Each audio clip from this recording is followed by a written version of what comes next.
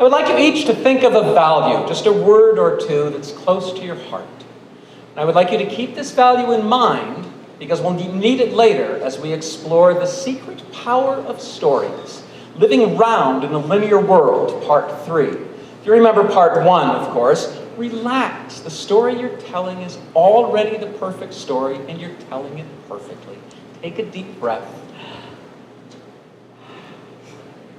And in part 2, we covered, tell me why you told your story by connecting it to your value, and you'll deepen our relationship, gain credibility, and begin to guide the conversation.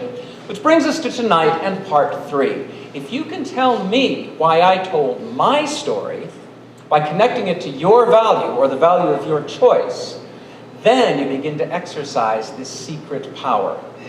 So you remember your value, it's just a couple of words. It's not some big old long paragraph about competition in the 21st century global economy, nothing like that. Just a simple word, a couple of words. I would like you to find a partner, and in the next, 7.5 seconds or so, I would like you to share this value with your partner. Go. Okay, respect. Integrity. And switch.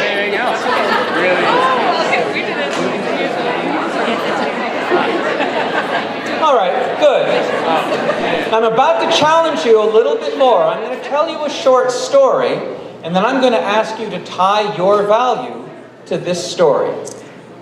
There once was a king, and this king had monkeys trained to dance and dress like the courtiers of his court.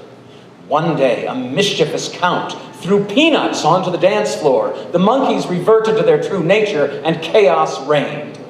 Now, it'd be easy to tie a story like that to values around hierarchy or arrogance or animal rights or anything like that. But I would like you to find your partner again.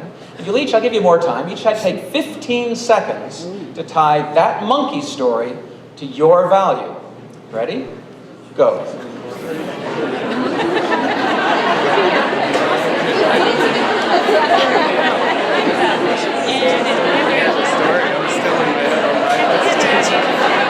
And switch. That's what went in my head just right now. I was like, really? Giving the audience? It's saying it twice.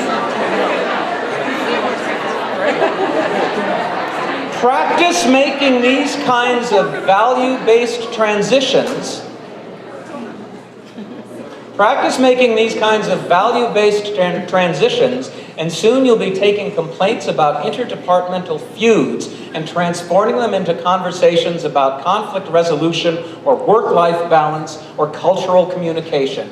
And if you can move the room toward values-based dialogue, you've changed the nature of the conversation and exerted vast influence over its direction.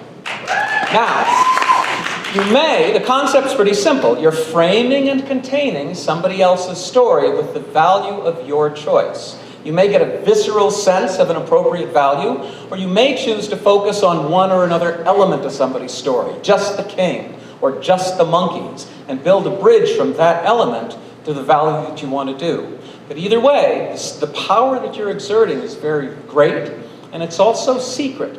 Because in our culture, you may have noticed, we tend to make our points by yammering at each other. When you can influence the conversation by guiding and responding and, even listening,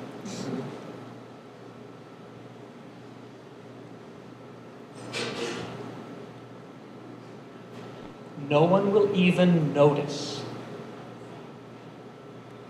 Essentially, what you're doing is you're giving a stronger voice to the unheard. You're carving out a significant role within your organization for the relational and the empathic and the culturally ignored.